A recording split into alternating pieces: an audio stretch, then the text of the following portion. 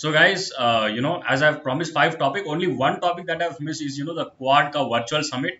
So that we'll be discussing in our next class. So today we have four topics: World Wildlife Day, War Crimes and Geneva Convention, UAE, that is United Arab Emirates in the FATF Graylist, and also Meghalaya's withdrawal of consent to CBI, or the Central Bureau of Investigation. We are going to learn all these topics at a greater detail in this class. Okay, just give me a second. Yeah. So first topic is World Wildlife Day. Can anybody in the class tell me when is World Wildlife Day observed? Likita, I'll take your doubt at the end of the class. Don't worry. World Wildlife Day. Anybody in the class? Very good, Baburam. So the answer is 3rd of March. On 3rd of March, we are celebrating World Wildlife Day. And this day is observed since 2013. Since 2013, we are observing World Wildlife Day. Hello, Rakshit. Welcome to the class. Now, why is this observed on 3rd of March? The reason is that this date, 3rd of March, coincides with the day on this when the CITES agreement was signed. So CITES is a convention on international trade in endangered species of wild fauna and also flora. So what is this particular CITES agreement or CITES convention? CITES convention is there to prevent, or instead of saying prevent, I would say to protect certain endangered species from illegal trade. So not only illegal trade, even in legal trade, whenever you are trading any plant species or animal species. Here, fauna means animal or animal species. Flora is plant species. So to protect both wildlife, flora and fauna, that is plant and animal species, we have come up with this convention, that is International Trade in Convention on International Trade in Endangered Species of Wildlife, Fauna and also Fauna. So flora and fauna, both of them. So this agreement was signed on the same day. So on the same day, we are observing World Wildlife Day. And the United Nations General Assembly, that is UNGA resolution, also designated the CITES Secretariat as a facilitator for the global observance of this special day of wildlife on the UN calendar. And what is the theme? In 1973, Saurabh, the theme of 2022 of this year, that is recovering key species for ecosystem restoration. Please remember the theme, because last year also in our CLAT examination there were question about World Wetlands Day and what is the theme of World Wetlands Day 2021 or World Water Day. So please take a note of this particular theme. Then World Wildlife Fund for Nature, or WWF, is something which celebrates or which observes the World Wildlife Day. So what exactly is this World Wildlife Fund for Nature, or WWF? Hi Vishal, welcome to the class. How are you? So it is the world's leading conservation organization. So what do I mean by conservation organization? So conservation organization is something which is working on protection of both wildlife, flora and also fauna, and it works in more than 100 countries. And World Wildlife Fund for Nature, or WWF, was established in the year 1961, and it is headquartered at Gland, which is in Switzerland. A lot of international organizations are headquartered at Geneva, which is in Switzerland, but WWF is headquartered at Gland, which is again in Switzerland. So what is the mission of WWF? It is to conserve the nature and also to reduce the pressing threats to diversity of life on the earth. Here, diversity of life means both humans, animals, and also plants and every other organism that is living on the earth.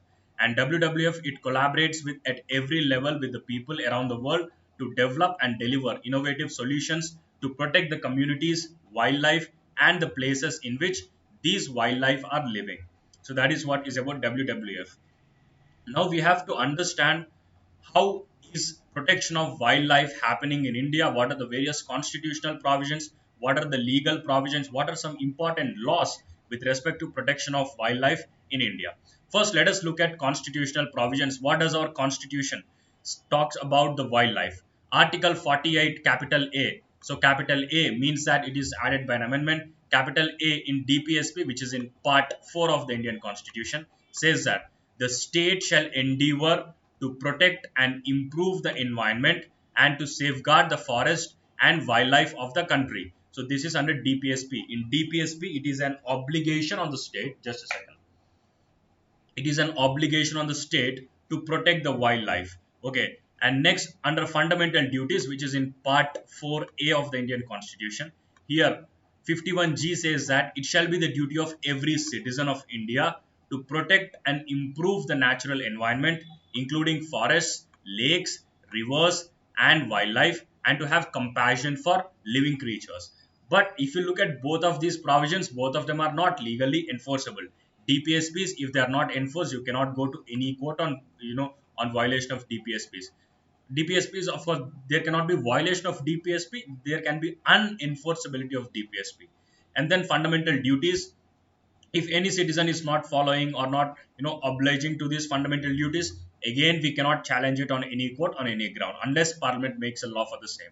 So both of them are not enforceable, but the constitution recognizes, and it talks about the conservation of wildlife in India. Now let us see what are some various legal provisions. So what is constitutional provisions? Or something which are there, they are given directly by the constitution, but Parliament has also enacted certain laws, some laws, in order to protect the wildlife, both flora and fauna. Whenever I'm talking about wildlife, please remember that we are talking about the protection of both animals and also plants, which are in the wild animals and also the wild plants. Next. So in India, in order to protect wildlife, that is both wild animals and also plants, we have enacted various legislations or various laws. The first one and the most important one for your examination is the Wildlife Protection Act of 1972. Very important legislation, and I'm going to discuss about this at a greater detail in our today's class. And then the Indian Forest Act of 1927, Colonial Act, and also Forest Act of various state governments. See, earlier, before the 42nd Constitutional Amendment Act of 1976, forest and wildlife or environment, this was there in the state list. Okay, but after this, it was changed to concurrent list. So when something is in a concurrent list, it means that both center and also the states can make legislations on this issue. Okay, so then we also have the Forest Conservation Act of 1980. Then we also have the Environment Protection Act or the EPA of 1986, and BDA, that is Biodiversity Act, Protection of Biodiversity Act, which was a very recent legislation enacted in the year 2002. So please remember, if there is a question in the examination, environment, forest and climate change, so environment and protection of forest fall is under which list? So it is under the concurrent list, CONCURRENT, which means that both state and center or both state and the union can make legislation on forests. I hope this is clear for everyone. Please give me very quick yes or no in the chat window. Syed, if it is lagging, it's the problem is there at your end. So please refresh the page once because other students are able to. Yeah, very good, Aman. Excellent. So now let us talk in a greater detail about the Wildlife Protection Act. And along with these acts, there are some other acts like, Air Act, Water Act. All of them are there to protect, the entire environment in larger sense. But these are the acts which are specifically dealing with wildlife. Okay. Yeah. First, what are the salient features of the Wildlife Protection Act of 1972? Very important legislation. So first one, this particular act or this particular legislation prohibits hunting. So hunting and poaching of animals. Okay, now? Okay, very good, sir. So it prohibits the hunting of any wild animal specified in schedules 1, 2, 3 and 4 of the act. So please don't worry if you don't understand what are these schedules in this act. I'm going to explain them at a later part. But for the time being, remember that there are a total of 6 schedules. Okay, the last schedule, that is 6th schedule, talks about plants and the remaining schedule talks about animals. And I'm going to explain this again in the next slide, so don't worry about it. Okay, then there are some exceptions to this hunting part. First one is that a wild animal listed under these schedules, that is schedule 1, 2, 3 and 4, can be hunted or killed only after getting permission from the chief wildlife warden. So there is an authority, that is the chief wildlife warden, which which is an authority which looks into this particular act, a prohibition of hunting. And When will this chief wildlife warden give permission for hunting or killing the animals? When these animals become dangerous to human life or to property, including standing crops on any land. Very important. It is disabled or suffering from a disease that is beyond recovery. Two important points are here. First one, if it is creating any damage to human life or to crops. Okay. And second thing, if this animal species are completely disabled or we cannot recover those animals, they are about to die. In these two cases, the chief wildlife warden will allow the state governments to kill these particular animals or to hunt these animals. First one, look at this one. So when it becomes human, a dangerous to human life, we have seen, in lot of villages there are some bears, okay, wild bears, or maybe sometimes wild pigs. They come and they hunt on the crops, which is causing a lot of damage to the farmers. So when these particular events are happening, then the wildlife warden will give permission, so you can hunt these animals if they are creating any damage to human life, if it is attacking on the villagers or if it is damaging your crops. So generally this is not given to the animals which are there in the first two schedules. Why, I'll tell you at the later part. In the later part, you'll understand why the first, second, and third schedule animals are generally not given permission to hunt. Okay, and there is other concept which is known as vermin, VERMIN, and I'm going to explain that in the in the upcoming slides. So this is generally the concept of vermin. So don't worry if you don't understand what is vermin. I'll explain it in the next part. Next thing is that the Wildlife Protection Act prohibits cutting or uprooting of specific plants. As I told you, wildlife is not just about fauna; it is also about flora. That is plants. We have to conserve both plants and also animals. It prohibits uprooting, damage, collection, possession, or selling of any specified plant from any forest land or protected area. And same again, there is an exception. That is the chief warden can give permission for uprooting or collecting of specific plant for the purpose of education, for the purpose of scientific research, or for preservation in a herbarium, or if a person or institution is approved to do so by the central government. If central government is giving permission, then the chief wildlife warden of the state can grant the permission to uproot certain plants or to collect certain plants or to possess these plants. So that is what is the exception given. Now let us look at these 6 schedules of the Wildlife Protection Act. Very, very important. Now, when now let us look at these things. All these 5 schedules talks about animals, protection of animals, wildlife animals. Then 6th schedule talks about plants. 5th schedule has something called as vermin. I'll explain about vermin just a second. Now, if something is placed in the first schedule, it means that it is very endangered, or it is very it is near to extinction, which means that it is under a great threat. Animals which are very, very rare. So then second schedule, very less chance of less endangered animals or less extinct animals. And then third schedule, very less when you compare to second one. Fourth schedule, again very less when you compare to third one. As you reduce the schedule, it means that the population of the animals is increasing. If the population of animal is very small, it means that it is very much endangered and it will be there in the first schedule. Then when the population increases, we will move it to second schedule, then to third schedule, then to fourth schedule. Then we have the concept of vermin. So vermin is an animal or plant which can be killed by the state government. As I have explained you, when the chief wildlife warden gives permission, this is known as vermin. So any animal or plant which causes any damage to the human life or to the property, that is primarily the crops. So if that is happening, then the state government can give permission. And if any animal or plant is declared as a vermin, then it can be there only for 12 months, and after this we have to take an extension again. Okay, this is the concept of vermin. And 6th schedule talks about plants. I hope this is clear for everyone. Is this clear for everyone? Please give me very quick yes or no in the chat window. I hope it is. Very good, very good. Okay. Now let us proceed with the next part or the next topic, and a very important topic, that is war crimes and Geneva Convention. So you might have heard about the recent issue of Russia and Ukraine. We're not going to discuss. We are not going to discuss about. Yeah, okay. Very good, Syed. We're not going to discuss about Russia and Ukraine. We are actually going to discuss what exactly are war crimes and what is this Geneva Convention or Geneva Conventions, because we have, some more Geneva Conventions. So recently, the International Criminal Court. Don't worry if you don't understand what is International Criminal Court. I will explain it in the next slide. Okay. International Criminal Court has announced that it will open an investigation into the possible war crimes which are committed by Russia in Ukraine. And there are specific international standards for war crimes. What are those specific international standards? We are going to discuss them in the later part of this class.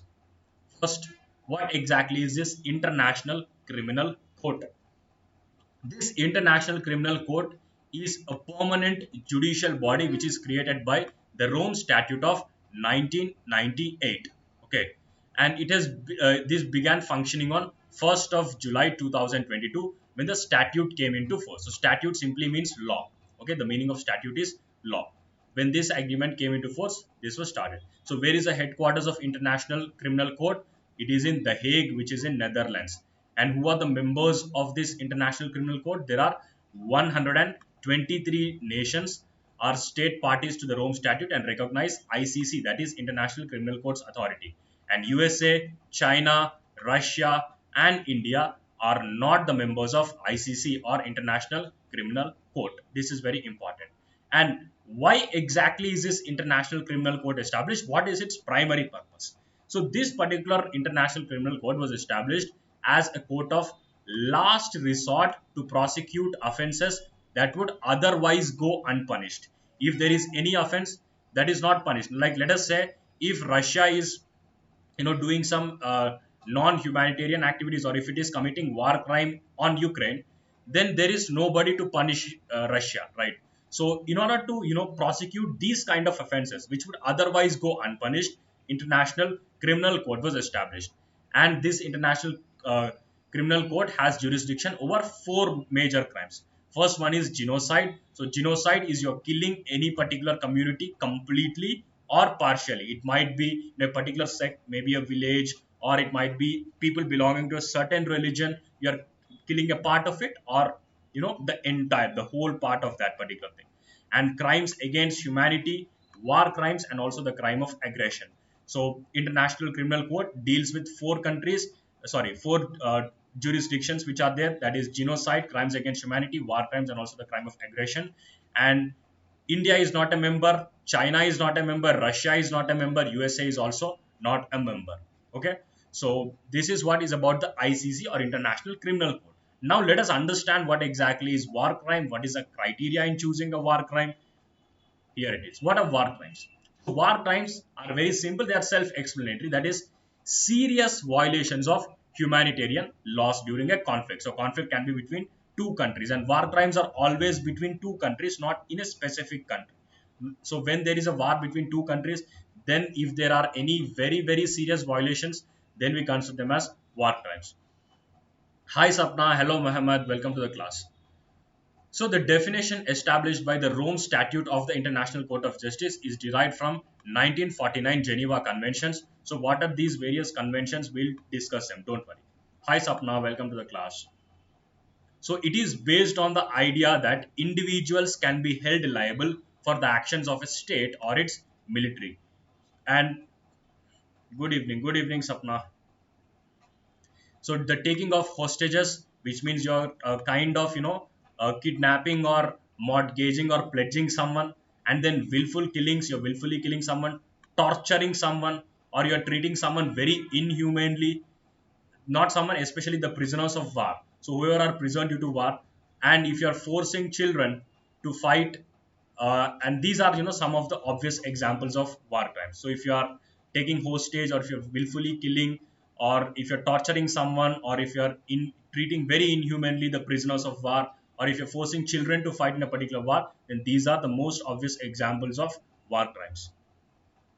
And what are these Geneva Conventions? As we are talking about the Geneva Convention over here. So Geneva Conventions of 1949 and their additional protocols are international treaties that contain the most important rules limiting the barbarity of war. these particular convention, they protect the people who do not take part in the fighting. That is, it might be civilians, that is general citizens, or medical people, aid workers, and those who can no longer fight. That is, maybe the wounded people in the war, the sick and stricken troops, prisoners of war. So these are the people who have suffered through war, and Geneva Convention is going to protect these particular people. And the first Geneva Convention protects the wounded and sick soldiers on land during the war. The second Geneva Convention, it protects the wounded, sick, and shipwrecked military personnel at a sea during war. So here shipwreck means they are damaged in a ship, which means when war is taking place in a water body, then they are shipwrecked. And third Geneva Convention applies to prisoners of war. So after a war, let us say, just an example. So if Russia is waging a war on Ukraine, and if Ukraine is losing the war, so then if people from Ukraine are prisoned or they are imprisoned by Russia, then they are prisoners of war. And third Geneva Convention applies to these kind of prisoners. And fourth Geneva Convention affords protection to civilians, that is general citizens, including an occupied territory. If in occupied territories, this is going to protect. And then India is a party to Geneva Convention, and India strictly condemns these humanitarian violations and also war crimes. Just a second.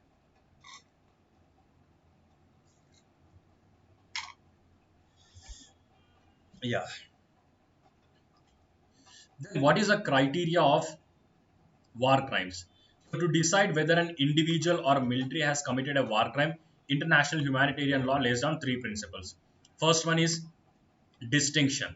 So now if you want to, the primary purpose of war is that you want to take the military advantage. Okay, but in light, whenever you are taking this military advantage, when you are taking this military advantage, and if it is causing a huge loss to civilian life, and if it is causing injury to civilians, and if it is damaging various civilian objectives, then there is a very clear distinction that this is not for military advantage. This is to inhumanly treat the civilians, and that is how it is known as war crime. And then the next one is proportionality. So proportionality is something which prohibits army from responding to an attack with excessive violence. Now say for example, if a soldier is killed, if a soldier is killed, you cannot bomb the entire city in retaliation. If one soldier of your country is killed, you can go and kill one soldier of other country or two soldiers of other country. I'm not promoting that, but I'm just saying it should be proportional. Okay, but if one soldier is killed and you're bombing the entire city, then it is a war crime again. Another thing is that there should be precaution.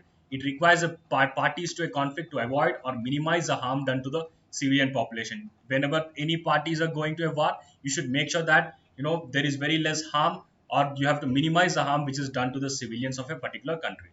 Hello Bhushan, welcome to the session. How are you? Then there is a gray area in definition, the definitions which are given over here.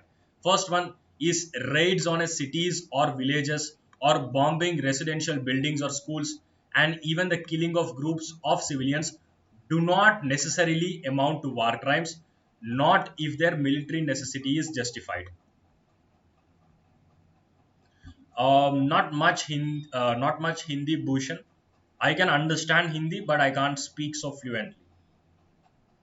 So if somebody is uh, attacking on a school, or maybe on some building, or maybe on some village, it is not justified, or it is not defined as a war crime.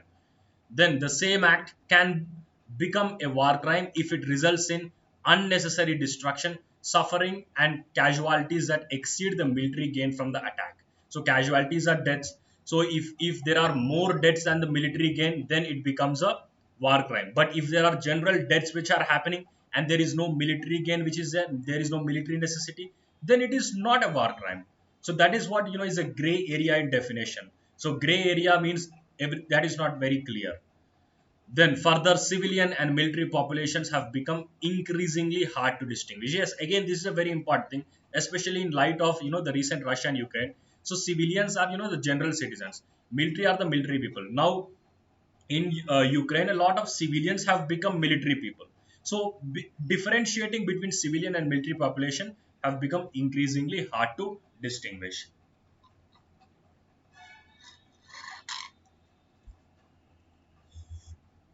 Then what is the difference between war crimes and also crimes against humanity? Very simple. War crimes are something. So, what is a war? Actually, war is something which takes place between two countries. So, whenever there is a war crime, whenever there is a war between two countries, and if there is severe damage happening there, then it is a war crime. Whereas crimes against humanity, not necessarily in two countries, it can happen even in a single country. So now let us look at this particular thing.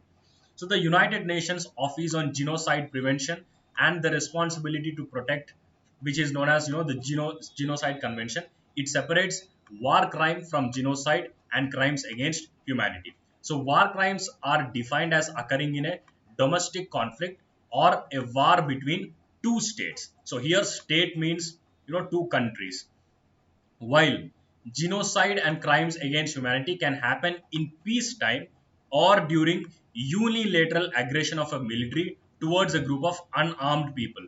So, if there are certain unarmed people, which means people without no arms, and people who have this military power, they are going and attacking these unarmed people, then it becomes a genocide. As I have explained you, genocide harms the entire part of the entire society which they are targeting, or a part of the society which they are targeting, or when there is a unilateral aggression, which means when military are going, they are attacking civilians, then it becomes a crime against humanity and not a war crime.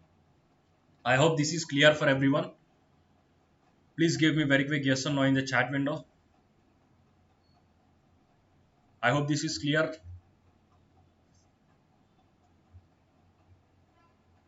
I guess yes.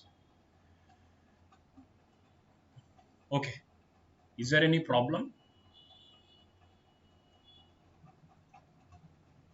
I'm unable to see the chat window. Yeah, unarmed means not having arms, weaponless. Yes. Armed matlab you are having weapons, you are well equipped, you have the gun, you have sword and everything. Unarmed means you don't have any weapons. Next, one important topic is UAE or United Arab Emirates in the FATF grey list. So UAE, as you already know, is United Arab Emirates. It is a country which is a small one, small island. And then what is FATF? FATF is Financial Action Task Force. What exactly is this FATF? What is the grey list of FATF? Why UAE is included in this particular thing? We are going to learn that in today's class. First, let us understand what exactly is FATF. FATF is an intergovernmental body established by G7 countries in 1989.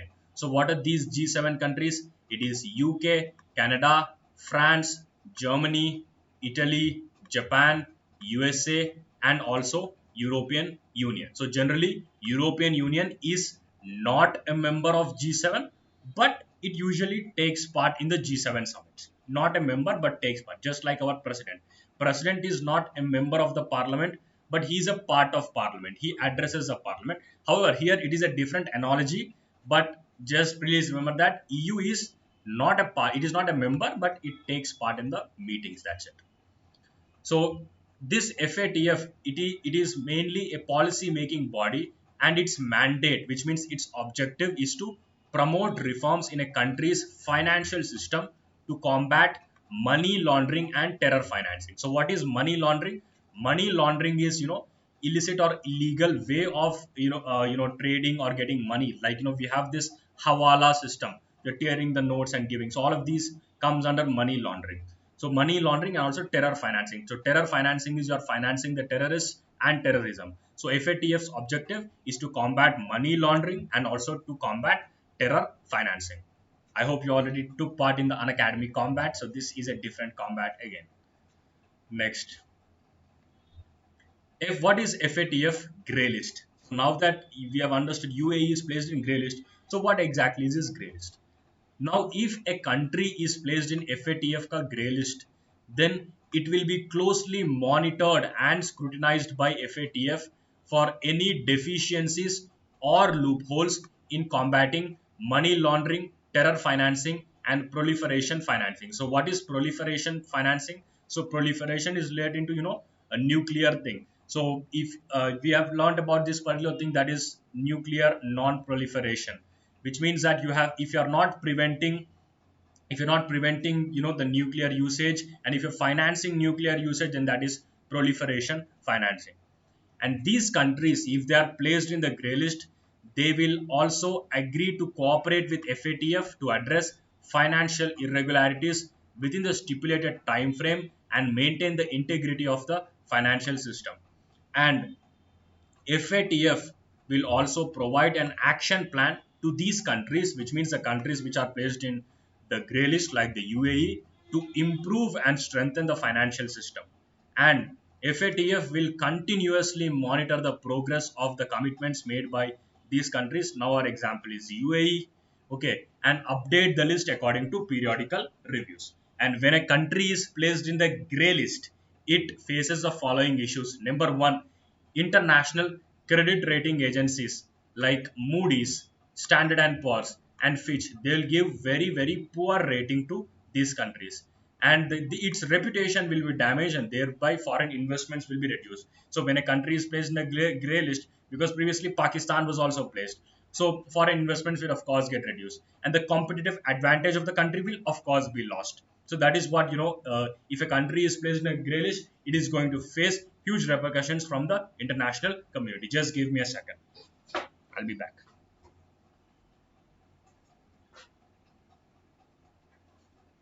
Yeah,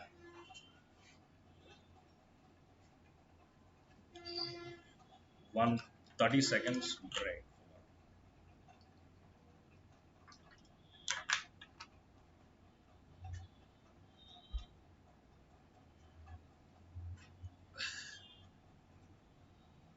Hi Ananya, welcome to the class. How are you? Then why not? This is not very specific to UAE, but I'm just talking this, I'm talking about the general reasons for inclusion of a specific country in the Financial Action Task Force ka grey list. Why a country is generally included in grey list? First one is lack of adequate financial intelligence and capabilities to check illicit flows of money. If you are, if you lack the financial intelligence, if you are unable to, check the illicit flow of money, then you will be included in the FATF grey list. And then inability to proactively identify and report suspicious financial transactions. If you're not reporting, then you might be placed in the grey list. And inadequate investigation and prosecution of terror financing and money laundering cases, as I have discussed in the previous slide. And inability to manage risks and vulnerabilities in industries like jewelry, real estate, etc. So if you are unable to manage the risk in these sectors, then you might also be placed in the grey list. Not specifically to UAE, but I'm talking about the generic thing. And as I've already told you that Pakistan is already there on the FATF grey list since 2018. Since 2018, Pakistan is placed on the FATF grey list mainly due to the inability and inadequate investigate and, to arrest commanders of various terror groups which are designated by UN, such as Jaish-e-Mohammed. So they failed to, arrest the commanders of Jaish-e-Mohammed, and FATF has also asked Pakistan to confiscate the criminal proceeds of such terror leaders and work with other nations to trace and freeze their assets. But Pakistan failed to do so, and it is there in the grey list.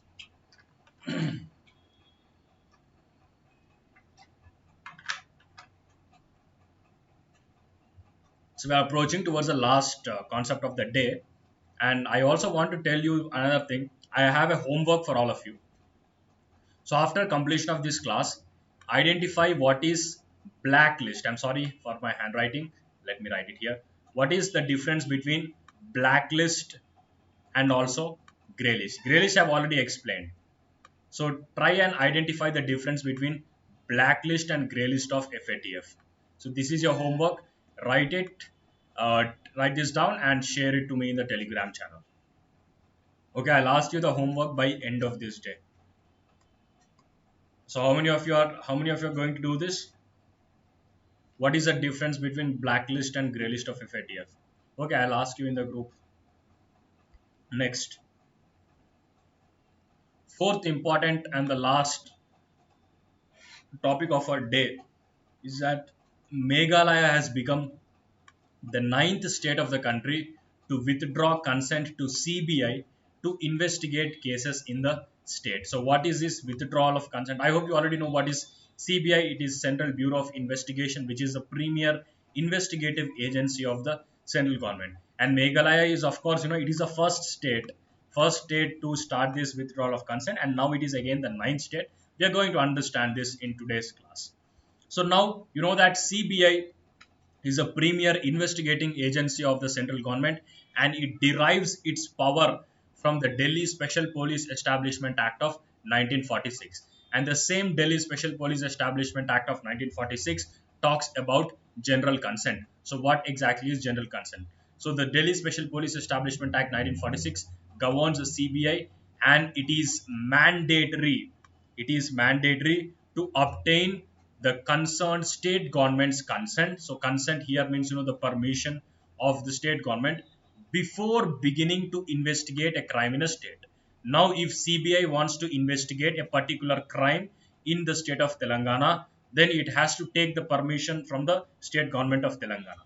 States typically give a general consent to assist the CBI in conducting a seamless investigation of cases of corruption involving central government personnel in their states. So now what is this general consent? Now whenever CBI is asking, state gives a general consent. General consent means that, okay, if there is any problem, maybe in cases of corruption, especially in if central government personnel, that is if central government employees are committing any corruption, and if it is in that state, they will generally give the general consent. It means that if general consent is not given, then for every single thing, for every small thing, CBI has to take permission from the state government. Give me permission again and again. So that is why this particular consent is by default. If this is not there, CBI has to take permission again and again from the central government for even very small things. So that is what is general consent. General consent is a general permission which is given to the CBI by the state governments to investigate the cases of corruption involving central government employees in their states. I hope this is clear for everyone. Do you understand what exactly is general consent? I think yes. So now that you have understood what exactly is general consent, now what is the meaning of withdrawal of consent? Now it means that CBI will not be able to file any new cases involving central government's officials or private persons in the state without permission of the state government. When a state withdraws its general consent, CBI cannot file any new case. Look at this, look at the term which I'm using, any new cases, which means old cases can be investigated. Okay, so that is what CBI officers who will be entering the state that has withdrawn consent will lose all powers of a police officer as soon as they enter the state. Okay, unless they have received the permission of the government of the state. CBIs are generally, CBI are police. They are the investigative arm of the central government. Whenever they enter the state which has withdrawn consent, they are no longer police. Unless the state government gives permission to CBI to investigate, only then they'll be considered as police. That is what is withdrawal of consent. Very simple. Okay. So what is the stand of this particular thing? Can states withdraw their consent, for CBI officials? Can this happen? So this was the same thing which was challenged in Calcutta High Court by the CBI. So Calcutta High Court had declared that central agency cannot be barred from investigating a central government employee in another state, even if the central government employee is posted in a state that has withdrawn consent. Which means that Calcutta High Court is saying you cannot withdraw your consent. You should allow the CBI to investigate in a state if he is a central government employee. Then the withdrawal of permission would be applicable in circumstances involving only state government employees. Now, if CBI wants to investigate central government employees, then withdrawal of consent cannot be applicable. This is what is the judgment of Calcutta High Court. And Calcutta High Court also said that if CBI wants to investigate any state government employee of corruption charges, then state can withdraw its consent, which means a state can say, no, you cannot come, CBI, you cannot come to my state and investigate. But in case of central government, states has to give their consent to CBI. This is what Calcutta High Court said in its judgment.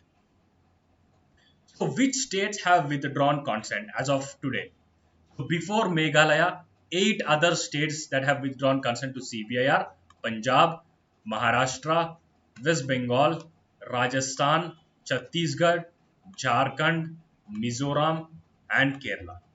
So the first state to withdraw consent was Mizoram. Sorry, before I told you as Meghalaya, but it is Mizoram, which did so in the year 2015. The first state is Mizoram. Please take a note of this. And the most recent one is Meghalaya. So as of now, a total of 9 states withdrawn their consent, for the CBI to investigate in those state governments.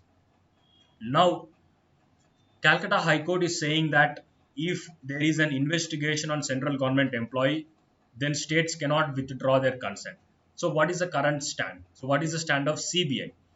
CBI can take advantage of Calcutta High Court order because it is in its favor till and if it is overturned by the Supreme Court. Unless it is overturned by the Supreme Court, if Supreme Court says that okay, states can withdraw your consent, till that time CBI can take the advantage of this particular judgment. Even if the consent is revoked, CBI can retain the power to investigate cases that has been registered before the withdrawal of consent. See, now very recently Meghalaya has done this particular thing, but the cases which are there, the cases which are pending before withdrawal of consent, so those cases can be investigated by the CBI. And also a case registered anywhere else in the country involving individuals stationed in these states extended the CBI's authority to these states, which means that, let me give you an example. Let us say, a case is registered in the state of Telangana against some official. Now, this is a case belonging to Telangana.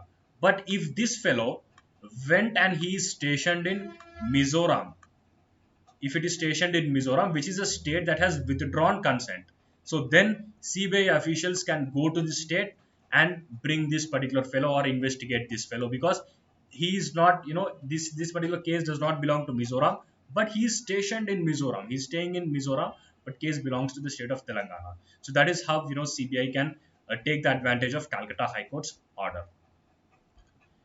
So these are some 4 important topics which I have for today, and we'll be discussing some more topics tomorrow. And now I'll be taking the doubts which are asked in the question tab or in the doubt tab.